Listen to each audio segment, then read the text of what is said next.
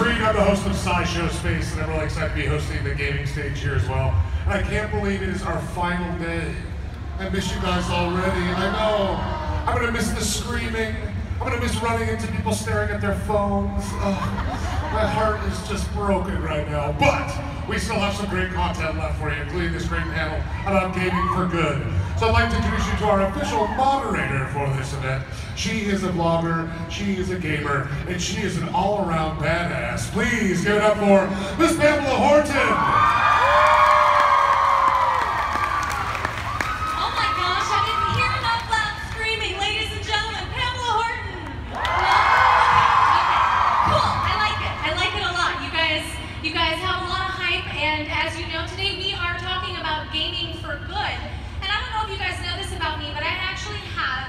Experience in nonprofit. I worked for the Markiplier for 2 years, and I wanted to take that nonprofit in my heart and apply it to my gaming career. And I'm very fortunate to have found some friends who also do very similar things. So I'm going to ask my panelists to come out. We have Markiplier.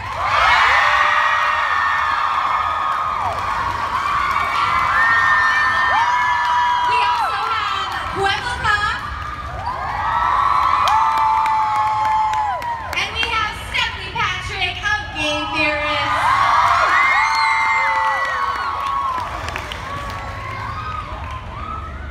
There was a lot of screaming, and I hope it was for good, right? Right? Screaming for good. Okay, so we're gonna get right into it. We're gonna talk about some charity experiences that we've all had. First and foremost, I want to ask you guys, when did you start getting into charity work? You want me to kick it off? Charity work, a lot of people assume that I started charity work only when I started doing charity live streams, but it was something that my dad instilled in me. He would drag us on the weekends to food banks, where we would be stuffing food and stocking shelves and unpacking things that people had donated. And then from there, you know, we started donating what was left over in our shelves. And to young me, that was like, okay, I helped the world. I am great. But you know, it wasn't until I started doing YouTube and seeing the impact that it would have on so many people that I started to realize, like, oh, I do nothing. I'm no one. I have nothing in me. So yeah, that was my beginnings. I think the first time I did something big for charity was when I realized I could have an impact on the world. When I started building up a little bit of an audience, and the first thing I did was a live stream. It went great. It was, I think, 3-4 years ago, maybe. Yeah. And like Mark said, for us, charity has always been, and doing, promoting social causes that are really important to us dates way back before we actually had an audience to talk about it with. On our channels, it's always been something that's really important to us, and actually it's always been something that's pretty personal to us, and that's something that you know, I think is an interesting thing to talk about is what of the good that you do you keep to yourself, and then what do you share with your audience? For us, it dates way back before the beginning of game theory and any of those channels, basically back to when we couldn't afford anything and were so poor and had no jobs and stuff like that. And so, you know, back at that point, we really appreciated the people in our lives who were doing good and were making a difference, and it meant so much to us at that point in our life that we took that and always sort of promised that wherever possible, we would pay it forward in our own personal lives, and that's something that we've always tried to share with the audience that we have now.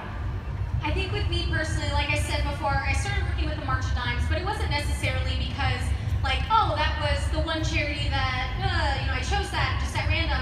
Actually, when I was about 11 years old, my nephew Jacob was born premature, and the March of Dimes is a prematurity awareness nonprofit. So they, you know, they provide a lot of the machinery that you see in the NICU that help keep babies alive. And so a lot of people who start doing charity work start with a personal story. And so from a very young age, we would go to all the March of Dimes, like the March for Babies. We even did. My mom also has multiple sclerosis, so we would do stuff for the MS Society. So you know, doing giving work has always been a part of my life because it's affected me personally. And so it brings me to my next question. Do you do anything with your community to kind of create that empathy with them, to get them a little bit more attached and to have a better understanding of the causes that you guys are trying to help?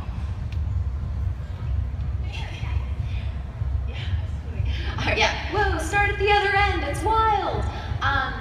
Absolutely, so the causes that have been really important to us are absolutely ones that we most closely associate with. We spend a lot of time talking with our audience about issues that they're going through as they're growing up.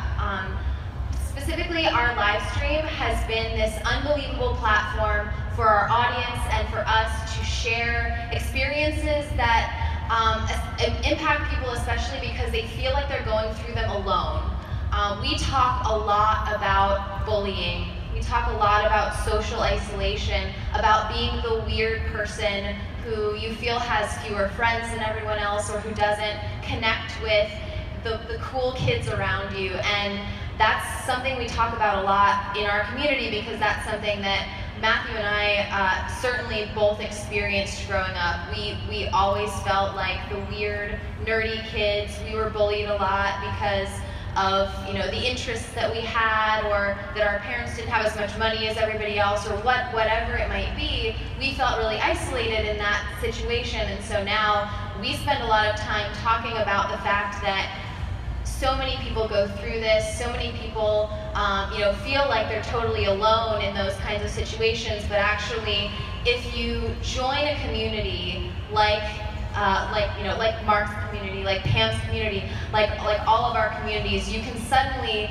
be in a position where you're not alone anymore. My community too.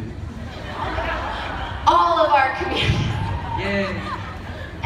And truly everyone who has a YouTube channel, whether it's a tiny YouTube channel or a massive YouTube channel, it's a way for everybody to come together and relate on issues that are important to them. So now, when we're partnering with charities, we also partner with the ones that connect with those issues too, that promote gaming as a positive way to educate yourself, to connect with other people, and to find communities that embrace you for who you are, so that you don't have to feel like you are out there on a limb by yourself. I don't want you guys to feel intimidated by following up that answer, but how do you instill empathy and a sense of community in your viewers? Well, I think it's very important for people to understand that they're not alone, and I think that's that's one of the best things of a community. And I don't know how I can top your answer. I literally think what you just said is amazing, and I just got to applaud for it. Tag on it. I'm gonna put my name on it. Let's clap! Yay!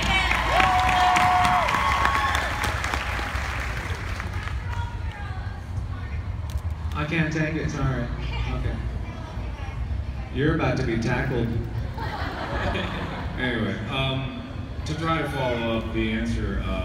I'll just say, creating a connection is like the hardest thing you can do for such a large group of people. I mean, it's actually not that hard conceptually, because everyone here knows someone that has gone through cancer. Everyone here knows someone that has gone through depression or something like that. But when it comes to these intangible feelings, like the feeling that a parent feels when he watches over their child in a hospital bed, like those feelings, how do you connect that? It's something you could never experience unless you were there. And I personally, even when I was doing my charity efforts, I didn't know those connections and how deep they ran until I was invited out to meet kids from Make-A-Wish. Like, that's when it really solidified that I realized that these were real people. I mean, I knew that they were real people. Of course, I know that like my followers are real people, and I appreciate the support, but there's another level there. There's knowing, there's understanding, and then there's experiencing it for yourself. So when I do charity efforts, I always try to look at it from the perspective of those immediately involved and try to translate through poetic words or a bunch of bull. I try to make that connection as clear as possible by trying to understand it first. And not only with the the people that you visit, but do you when you meet them, do you work harder to kind of relate that situation to help people understand exactly what they're going through? Oh, absolutely. And again, I'm not saying I'm a saint in this aspect. I don't have the time to go out and experience everything. A lot of times I try to learn as much as possible about a cause, or I may know about it already, but I'll still do research and I will dig and I'll try to understand as much as possible. And through my voice, I can bring that understanding to people and hope that there will be a certain number of people that will dig even deeper, or have a personal connection, or will know what I'm talking about and know it better than I ever could. And through those connections, the community actually connects with itself, and it knits through each other, and then understanding can flow in the connection of the community. I would totally echo what Mark says as well, and this would also be, advice that I would give to anyone who has a charitable organization or a nonprofit where you would like to have a way for audiences to feel connected with what's actually going on and how hard people are working day to day to contribute to these organizations, or what the people who benefit from the organizations are actually going through. We've had conversations with some fantastic organizations like St. Jude, who are open to doing things like letting us actually visit their campus. And I don't know how much you guys know about St. Jude, but people know oh, it's a hospital, but it's so much beyond a hospital that you can't even imagine. It's like a home for people, and it looks nothing like a hospital, and they have these incredible programs, but you would never know unless you're actually there to learn about it and to be there firsthand, and experience that, and then have a way to actually communicate it back to your audience. It makes such a big difference to get a little bit closer, or to understand things firsthand. It changes your perspective completely. I think what a lot of people don't understand, and especially having the background in nonprofit, a lot of people always look to companies like Make-A-Wish and entities who kind of make these events happen. But what people don't realize is 90% of the footwork is done by people who volunteer their time or volunteer any of their assets or any of their skills they have. When we'd have events, 95% of the people at the events setting up the stages and bringing in the porta potties were people who were volunteering their time because they believed in something. And everybody always feels like a small number in a sea of people, but one person can make a difference. And if you truly feel passionate about that charity, all it takes is a little bit of your time. If you don't have money, the time helps too. And so if you're truly passionate about something, pursue that and help them, because 90% of that is you guys. So with that, I'm going to transition into what are you guys currently working on charity-wise with your audiences? We'll start with Puddle. So I make these silly videos every now and then, and sometimes I find a series where it gets crazy amount of views, and it's a funny one. It was doing something for 24 hours. Now, a lot of people might know this, but it's actually fake. I'm not doing it for 24 hours, but that's part of the whole, it's a joke, right? YouTube videos are fake? What? Oh no, it was all in the thumbnail, right? So, exactly, right? And about the timestamp, because you see it's 24 hours. So I started it as an April Fool's joke, and then I realized the video got a crazy amount of views. So I was like, okay, you know what? Why don't I do something like this, but then I do it for charity? Because I know it's most likely going to get a lot of views too. So actually, the last one I did was spinning a fidget spinner for 24 hours, and it's like those little things which are funny, and people will watch it a little bit. They'll have a laugh, and then at the start of the video, we pick a charity and we talk about it, and obviously all the revenue made from the video goes to that charity. But it's those type of things I like to do, and we're currently working on another one. And once again, all for charity, and I think a lot of people always say, yeah, but these people, they cannot donate money or anything, but what a lot of people should understand, that it's mainly about awareness. And I think that's the most important thing, because it reaches such a big audience that everybody is informed about kind of like utilizing the viral nature of YouTube to like, oh, that's why that happened. Exactly. And I always say, if you can't donate $1 or whatever, just pay it forward. That's the best free thing you can do. I thought my answer was going to be really unconventional, and then you like segued to it perfectly. A lot of what we focus on is also the idea of paying it forward and the idea of creating a positive community that is willing to put themselves out there in the world and do good in whatever way that's appropriate to them. And I want to talk about that because I think it applies to people who, you don't need millions of followers, you don't need a big following to put out what you want to see in the world and have that reflected back to you. So one of the things we do with our live stream is like we were talking about before, promote positivity and promote talking not only to us as hosts of the live stream, but talking to each other. And so we have our GT Live family, and we are really close to our audience. I mean, if you think about, we talk to our audience literally daily on our live streams, and we see the same people and we get to know them, but they're also getting to know each other.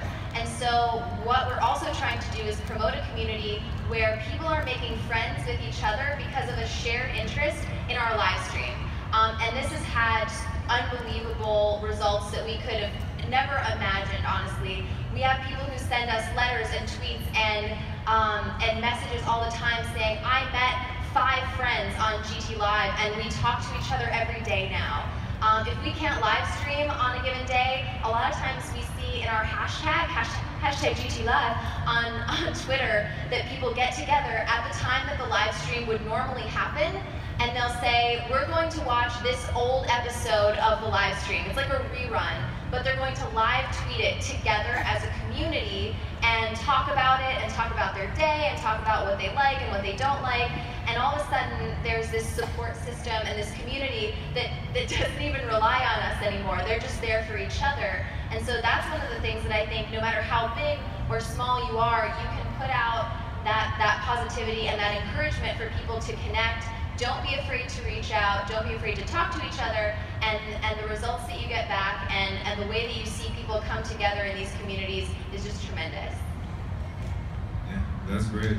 As far as the future projects of charity things that I'm doing a charity stream tomorrow, and we're closing in on, I've always wanted to do monthly charity live streams, and I fall off the train because I can't keep promises, and I'm an a-hole and all that jazz. But yes, I am. Don't disagree. But no. But it's really this very heartwarming thing, because to echo what you said, it's really the community that has made more out of it than I have by a huge measure. The amount of fan art that comes out of it that we're able to see, the amount of like memes that just get created in that one moment and die within a day, and like, having these cool things come up out of the community. And also, I don't even have to make announcements anymore because people know not to rely on me for announcements, and then other people in the community will make these lovely banners and posters that are just announcing all the details of it, and it's so great. And what's even better is like the consistency of it is such a beautiful thing, because it's something that people start looking forward to. They're like, it's getting towards the end of the month, where's this charity live stream? And so it's just really cool, and we're closing in on almost a year straight of non-stop monthly charity live streams.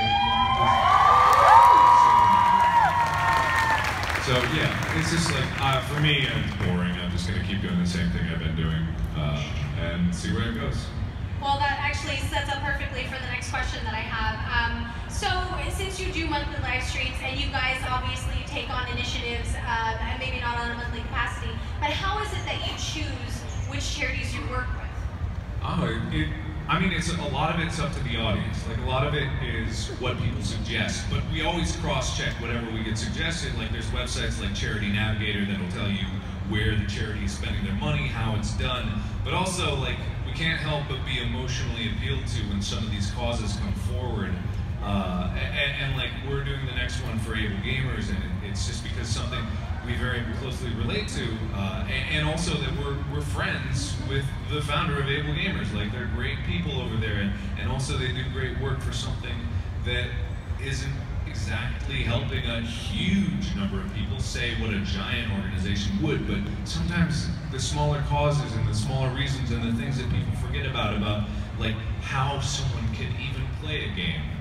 Those ideas are so profound because it just represents to me that no one's forgotten. And that's what I want out of that. Everyone to have a part in it.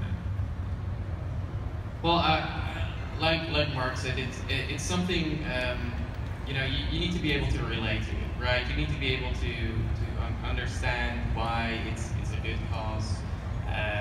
One of my favorites is always Make-A-Wish because it is such a simple message, make someone's day a bit better, right? And it's something I can relate to because as a kid, you know, I didn't grow up in the best household, and now growing up and being in a position where I can give a lot more and I don't have to take anything pretty much. I like to give, and that's how I pick my charities. Or if something very bad is happening in the world, then you know you team up with a bunch of people. Obviously, do a bit of research first, see if it's actually a good charity. There are some of them that are kind of no-brainers for us because it's just donating some amount of our time, and it's an awesome organization like Make-A-Wish. We've been working with them this year quite a bit. And then for the initiatives on our channels, the way we go about choosing those charities or trying to narrow the list is really dependent on the audience. And so I think a good example is the difference between the game theory audience and the GT Live audience. So game theory is this massive audience, and they tend to be more hardcore gamers. Like they are very into specific franchises, they're very into gaming as a part of personal identity, and so it makes a big difference to them if the charity is very gaming focused. And so for anything that we would ask on that channel, it's going to be a charity where we know that gaming is at the center of it. It's bringing gaming systems and games into hospital settings, or it's using games as an educational tool for you know, kids in special circumstances, that kind of thing. Our GT Live audience is actually a very different audience in some ways, and they have a different set of interests. They are more open to doing like just fun activities, or they're into more internet, you know, YouTube-y trends. And so for there, we might pick a different charity that doesn't necessarily rely so heavily on the gaming element. We can actually go a bit broader. We can support a UNICEF, or we can, you know, we'd be more likely to bring up something that's happening right now in the world on that platform, whether or not it relates to gaming at all. And you know, that audience is more open or just more excited to get involved in whatever way they can in their community. So I think really gearing it toward the audience that you have and their interests makes it that much easier for them to engage because they're already invested in that area, that interest, whatever it is they're focused on.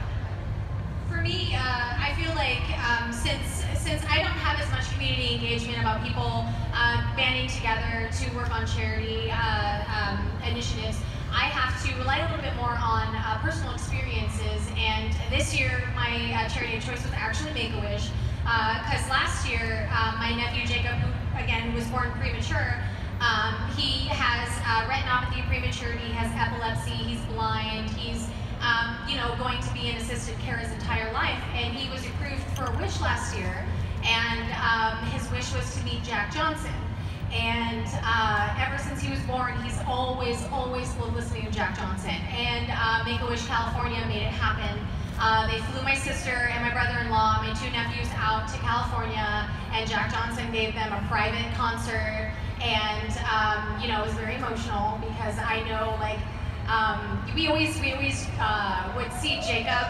He's blind, he doesn't speak, but he's musically talented, and from a very young age, on pitch, can sing and hum to music. And to see him have that moment, and to like, I just want to share that with people and be like, I've seen it happen. I've seen what Make-A-Wish can do, and that is why I support them this year.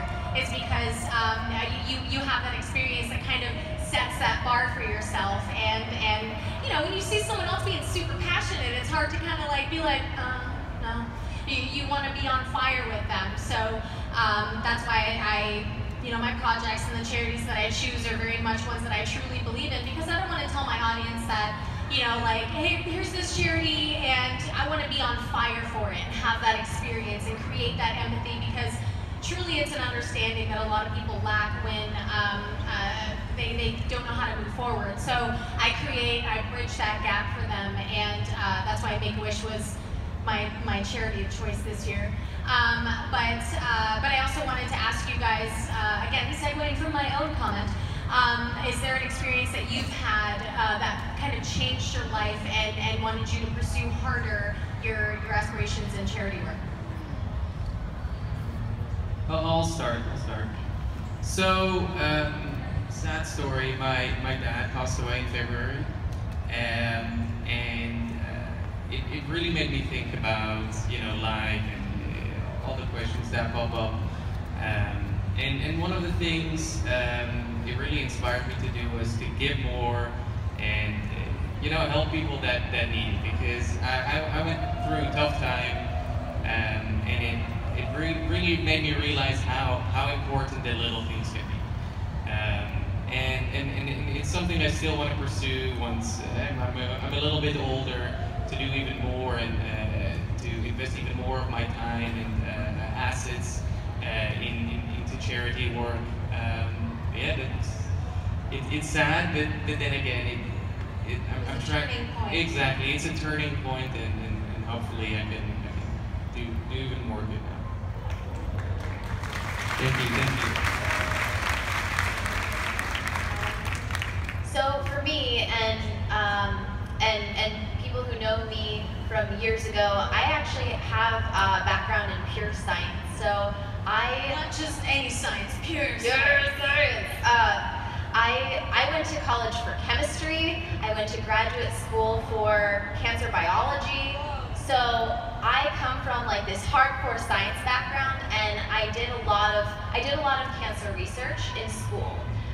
So that's always been something that's been very close to me, and I know how unbelievably difficult it is as a field. I know how scary it is for patients. I mean, certainly from the people in my own family who have gone through those experiences, but also just working in that field gives you an unbelievably different perspective, and doing research in a hospital that is literally a couple of floors away from where patients are being treated is a sort of a surreal and also very moving experience, because you recognize that there are so many people working behind the scenes whose work never goes recognized and all this stuff, and it takes years and years and years to make progress in these areas. And so that was one of those moments that I had. Even though I work in a different field now, I walked away from that experience with the perspective of, if I don't do something, who will? And how could I ever expect to ask someone else to contribute their time, their resources, their money, their anything, if I'm not willing to do exactly the same? And so when we do work now, it's the kind of thing where I want to be out there doing it because it's something that I believe in, and if I'm not doing it, I can't possibly ever ask someone else to. And so that's sort of my motivating, like my thought process every time we try and do something, or every time we're ever asking someone else to do something on our behalf.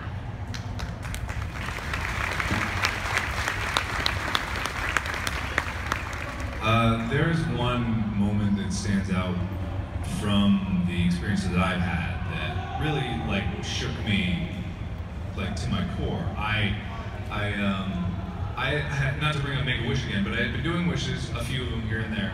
And I did one wish with this girl by the name of Danelle.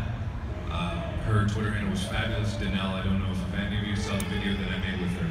But I made the video. I went out there, I visited her, I said hi to her, and I thought that was going to be it. And I thought that was it. And I went home, I felt good about myself, and then I carried on with the rest of my life. And then I got an email 6 months later that said that Danelle had passed. And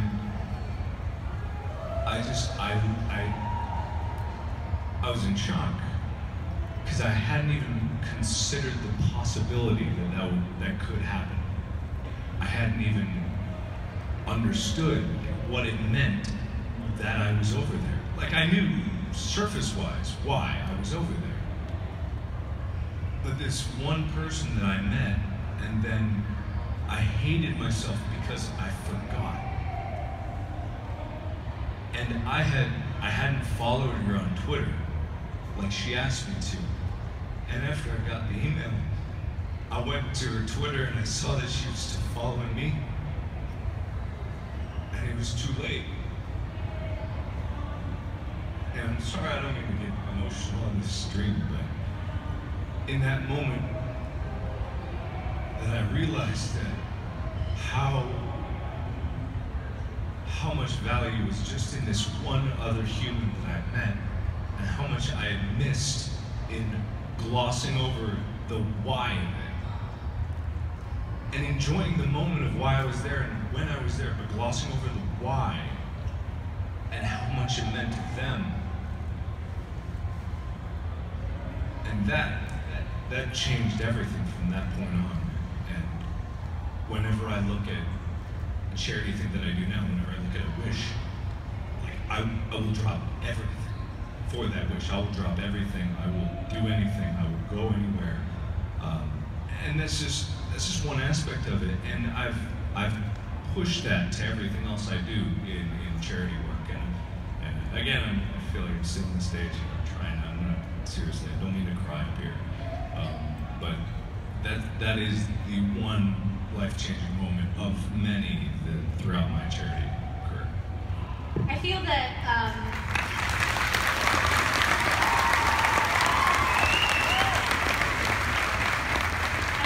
a lot of people have seen firsthand there is a lot of negativity on the internet, on YouTube, on Facebook, everywhere. But I feel that when you see the effects that you're having on people and how you guys are feeding off of each other, feeding off that positive energy, it really gives you life. It gives you so much life, and I feel that I always tell people that I am a support character for life. Whenever I can help people, I try my hardest to do so. And I see, I'm very fortunate to be in a community of creators who very much are in the same mindset, who are very giving, and very much about other people. And I feel that in those specific instances where the people have charity live streams, there is never a group dynamic where people didn't walk out of it just feeling whole. You know, I can't say, you know, like good, because sometimes there are things like you were talking about that really give you a grasp of how somber these things can be. But it gives you a sense of being whole. And so my next question is to ask you guys, do you feel that now that you are doing this work, that not only has it changed your effect on a community, but has it truly changed you as a person? I would say it has to. Like, it has to change you. Each experience changes you in a different way because you discover something new, either about yourself or the campaign that you were championing for. And when you go into these things thinking that you know yourself, and like you think you know, you're so full of confidence, like, yes, I'm great, I'm very selfless in giving, here I am giving to a charity. And then you come out of it just humbled to your core, like just, I didn't know shit. But that's a learning experience, and it's great. And I feel like the very important thing after that is to take that and reflect and be like, okay, all right, now I'm better equipped for the next time when I don't know shit, and then I'll not know shit again, and then I'll come back and I'll potentially grow more as I go along. So yeah, that's it.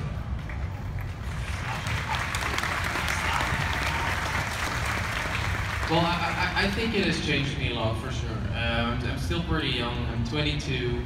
And a little baby, Sweet baby. And I think it's good for me to you know, for my development, I would say, and for my life to realize and see how important these things are at a young age. I think it's changed me definitely in the little things. the simple stuff, you know, keeping a door open for somebody. Sometimes you'll run into someone, be the one to apologize, and it's those little things they'll create a lot more positivity in the world.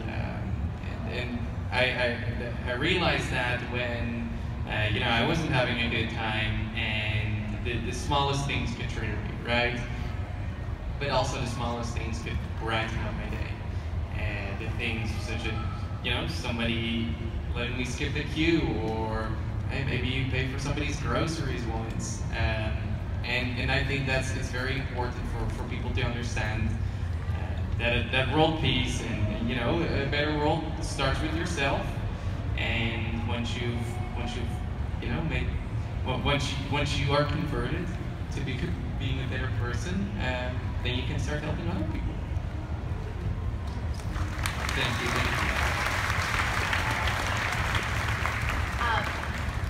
Oh, it changes everything. It changes everything. So, I don't know about you guys. Maybe you guys are maybe like way better than me, but I get into these like everyday, like the everyday grind of like working a lot all the time, and everything is so demanding, and everybody's always asking me so many questions, and my life is so hard right now. It's not hard at all. There is nothing hard about my life compared to so many others, and you know, fortunate life circumstances are wonderful, but unfortunate life circumstances can happen to anyone, anytime. And the change that I've experienced the most, and I think, you know, the people who are on our team have experienced the most, is that moment of that light bulb comes on, and you're like, my perspective is so narrow right now, and I have these like blinders on, and I'm a pretty selfish person, and all of a sudden your eyes are open to, wow, what if I had, you know, what if I had a disability? What if something happened to a member of my family? What if, you know, what if I lost my home? What if a natural disaster happened to me? It could be any number of things, but that your perspective changes in an instant, and you realize how unbelievably lucky you are, how much you have to share with other people, and how many opportunities you really have to do that. And it makes such an unbelievable difference. And that's one of the reasons why it's like so important, I think, for, you know, for people with a following, people with an audience, to be like, guys, go out there, change your perspective, spend time with someone who is nothing like you, or give to someone who, you know, who really needs it, and you come out with a completely different perspective. And then the other thing is what you were mentioning before, is like the internet can feel like this like horrible, terrible, negative place where everyone hates you, and everyone's like, oh, you look so ugly in that Instagram photo, geez, have you put on weight? Like, wow. And you can get so caught up in that negativity, or someone saying that you look stupid, or that, you know, what are you thinking? That was so dumb. How could you say that? What, you know, whatever. You lose perspective that the internet actually is full of real people. Every single one of those people has a real life, has a story, and has the ability to do stuff that's great, even if they sometimes do stuff that's sucky. So it gives you a perspective of the good side of the internet, and how good the internet can be, and staves off that feeling of like the overwhelming negativity that can be out there sometimes too. Before, yes, of course. Before I get into the Q&A that I have pulled from Twitter, and if you have questions that you'd like to ask the panel, I implore you guys to use the hashtag VidConGamingForGood. I will probably curate a few of the questions if you want to tweet them out. But before I do that, I want to do a little bit of a call to action to you guys. So we've talked before about changing perspective, being open-minded, and being a part of that good in the community. And you don't need us to tell you which charity to be passionate about. Like, do your own research. Find a charity or a program or an initiative or a campaign that you truly feel passionate about, and pursue that. Find out in what ways you can do your part, whether it's your time, whether it's writing something, whether it's donating or sending in clothes or toys, or you can do, the possibilities are endless.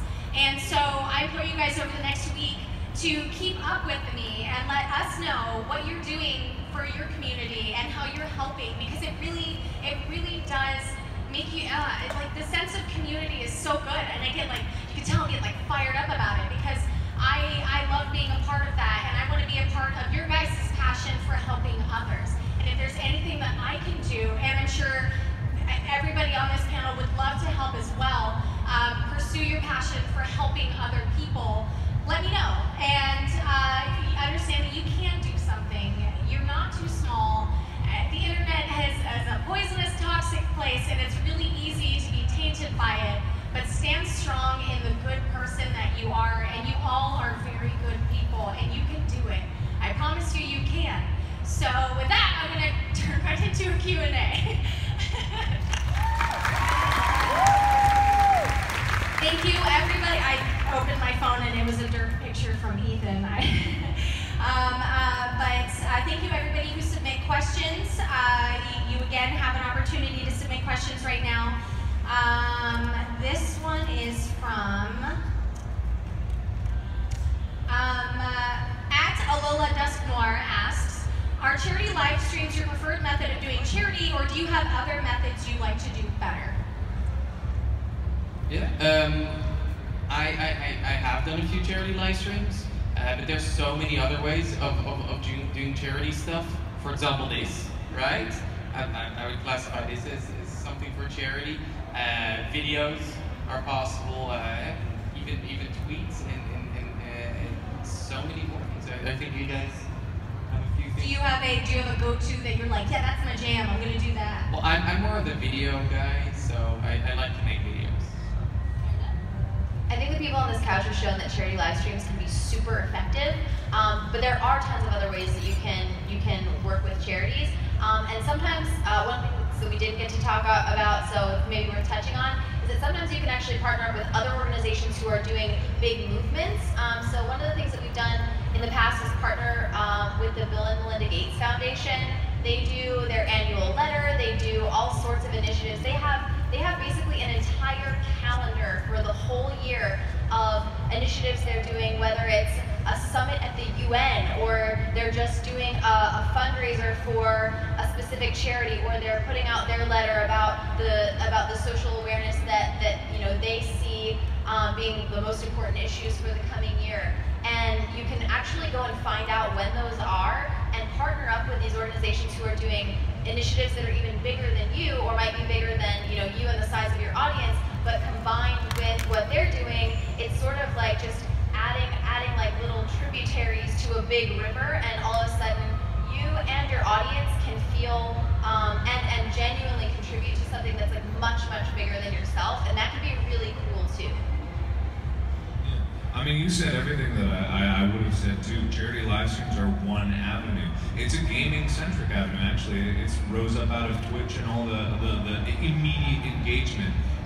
The whole concept, though, from a higher viewpoint, is how easy is it for a huge group of people to get together? Because how many people are watching this right now? A few hundred, maybe getting close to 1,000. It's a lot of people.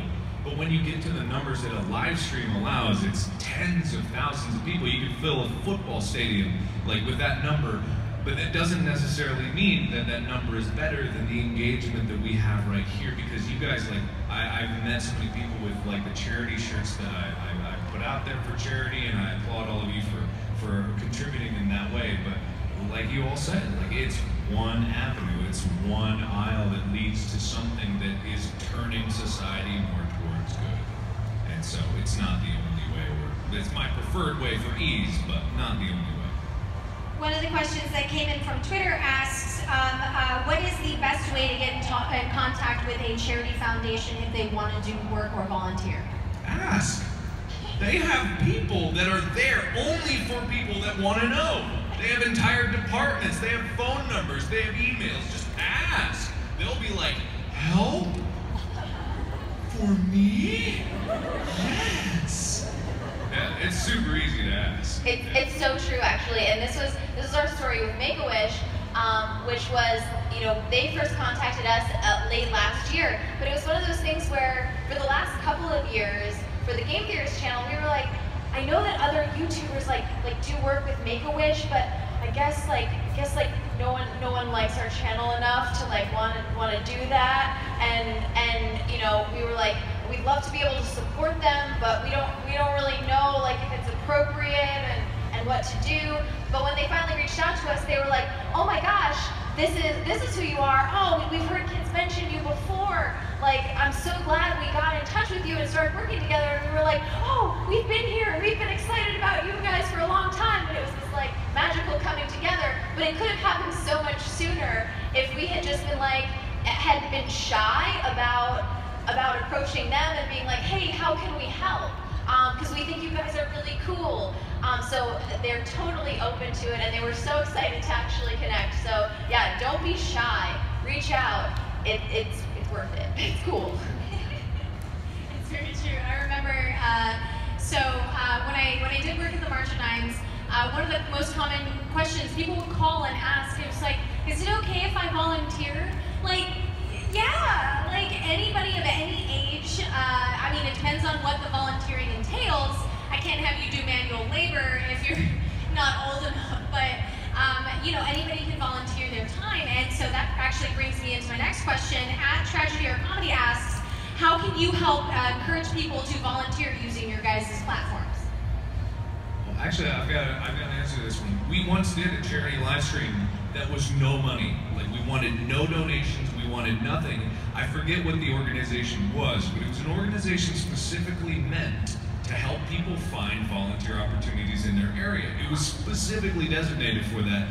It's a website that literally you put in your location, you put in where you are, you put in what you want to do, and you get a list of oh, everyone needs your help. Just go out there. But we did a whole live stream about that, and all I asked was that people follow up and show me hey, send me pictures of you volunteering. Oh, that's super cool. Thank you for doing that. And it wasn't everybody that watched, and we still had a fun time on the live stream, and we didn't have any donations themselves, but even so, volunteering happened, and it opened up the door, because a lot of people who ask I don't know how, it's here's how, I can't make it easier, a link right here, put in your location, it's free, okay, there you go. And sometimes you have to really, really drive it home, and it's not out of ignorance or out of unwillingness, it's just out of I don't know, the first step to take. So there's a lot of ways to do it. So it's a nonprofit helping other nonprofits find volunteers? Yep. Huh. I need to look that up. There was more than one. Oh, really? Okay, well, I'll need to look up all of them then. Building on exactly what Mark said, you can encouraging people to just get out there, I think. It can be weird though. So one of the things that you can do, and I think is really fun and encourages people, especially in the gaming space, is actually making a game of it, where you do ask hey, send in pictures of you doing something good, send in pictures of what you donated or where you volunteered or whatever, and we'll feature it, we'll talk about it, we'll shout you out, whatever it is. There's that aspect of it. And if we're doing that, it does get into kind of a weird place that I'd be curious to get your guys' opinions on as well, which is we want to set an example of hey, we're doing this too. And so when it's something like last Christmas, we did a Toys for Tots drive, and we did a big donation to Toys for Tots. But it was the kind of thing where we've always considered that pretty personal, and a lot of the giving that we do is behind the scenes. And so you ride a weird line where you're I want to encourage my community to get in on this, and let's all be in on this together, but at the same time, I don't want to broadcast I donated a bunch of stuff, that makes me cool. Brag. Yeah. Brag about it. Tell the world. I tell everybody how great I am for doing charity. That's what I do all day, every day. And I think that's the right attitude to have. But I don't know how you guys feel about it. It's just one of those things where we're is it weird? Is it not weird? We want everybody to go do this, so we want to show that we're doing it too. We don't want to be hey, I'm donating a lot. Well, I mean, I feel that, like I said before, the positivity is infectious. If you're not if you're just casually yeah, I dropped $10,000, that I'm immediately gonna be oh yeah, okay, cool, good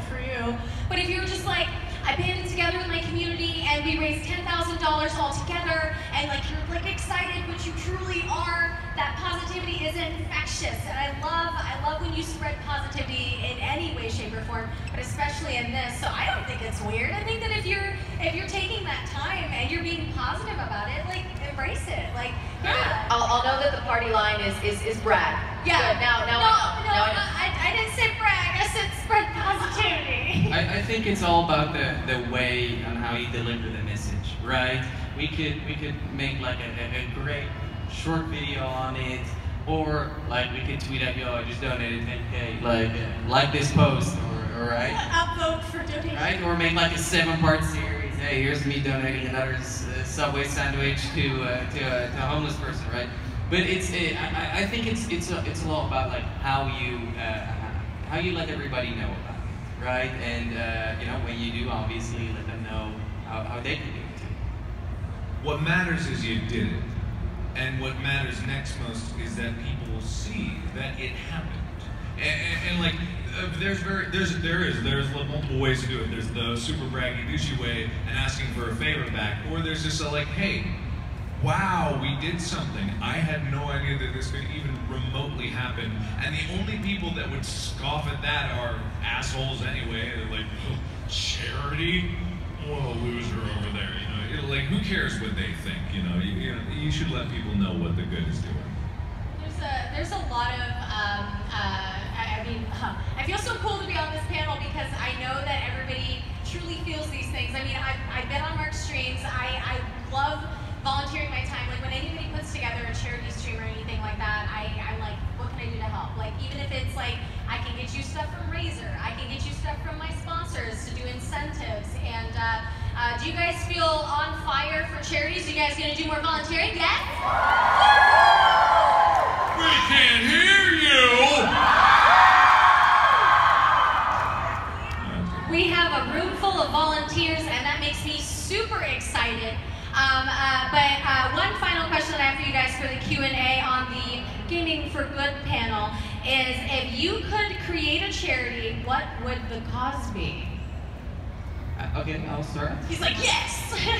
Very simple charity, and I think we can create it right now. It's just paid forward, right? Do one good thing every single day for the rest of your life, from little things such as saying hi to somebody or thanking somebody. You know, there's so many people here at the convention. Just say hi, right? I saw a lady holding up a sign saying like restrooms this way, and I went up, I said thank you for holding up the sign, right? Because I bet nobody the entire night said thank you. And it's these little things that'll make, you know, a lot of people's days a lot better. It's totally free. You know, you can start now. You can do it 5 times a day, 10 times a day. This is actually an infomercial right now. I mean, hey, It's pretty easy. send me all your money. Nothing. And that's a charity I would start. And we just did, by the way, so... It's a start of charity. Everybody's part of it.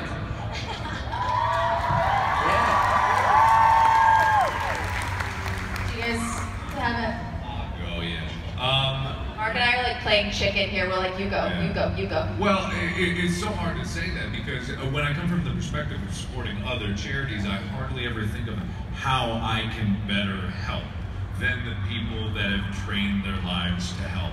Because it's sort of like, from my perspective, I still don't feel like I'm doing all that much. So if I were to make a charity, it would have to be a cause that I really truly believe needed help immediately now.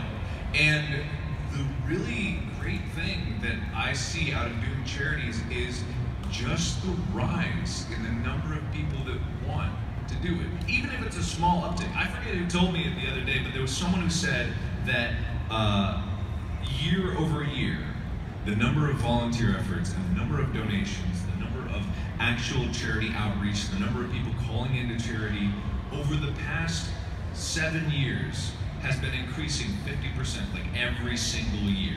Yes, that's what we're cheering for!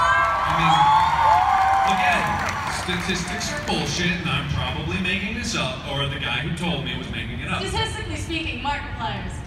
But it's fascinating. It's so fascinating. So any charity organization would have to be something that just makes it easier for more people to get out there and find the cause that relates to them, that makes them burn in their heart for something. So that would be the only thing that I can do.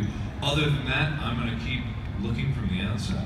Okay. Well, so hopefully someday Markiplier will come up with a charity that helps people find charities that helps people find charities. That's it. We're breaking that fourth wall. Like I said before, I pull a lot of my motivation from personal experiences, and I've seen and personally experienced being in really bad financial situations because of medical debt. I mean, having illnesses is very expensive. So if I had to choose a nonprofit, it would be a nonprofit that assists and helps people who are in precarious financial situations due to a medical illness that they cannot help. Whether it be a quality of life assistance, a medical debt forgiveness, or something like that. Like you can't help with some of the conditions you're born with genetically. It could be something that comes along later in your life, but a lot of people are going through a lot of really hard times because they just want to be healthy, and I don't think that people should be out of house and home for being sick. So if I had a way to create a nonprofit that could help people out of those situations, I would. And if there is one, and you guys know of one, let me know right now, because that is going to be my next nonprofit that I try to do as much work for as I can, because it's not life-threatening. Well, I mean, not immediately life-threatening typically, but those situations it's really tough to watch people going through that, and I want nothing more than for those people to succeed and be healthy doing it. Pam knows me well enough to know that I overthink everything, and like, oh no, I have to think of something way too fast. Girl, I'll put you on the spot. The thing though, in talking to the organizations that we've talked to, is that you very quickly realize how much work goes into creating and maintaining a charity. So one thing that I'm actually really grateful for is that I do not have to be an administrator in a nonprofit, because it is hard and thankless, and there's so much red tape and just tough stuff that people have to go through to keep charities running. So I think appreciating that is worth doing. But in my life, one of the things that's been like a really stupid and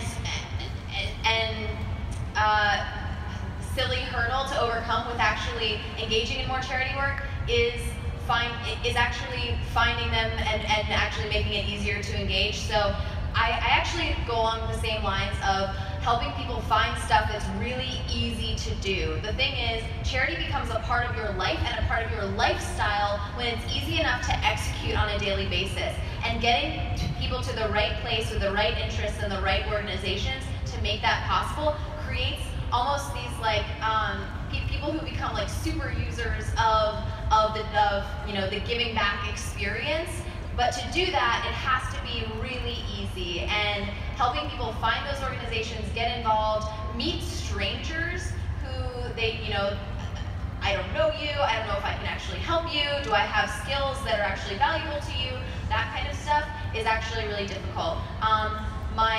As the last thing, my pet charities that I love just personally are the ones who provide assistance animals to people with either disabilities or mental challenges.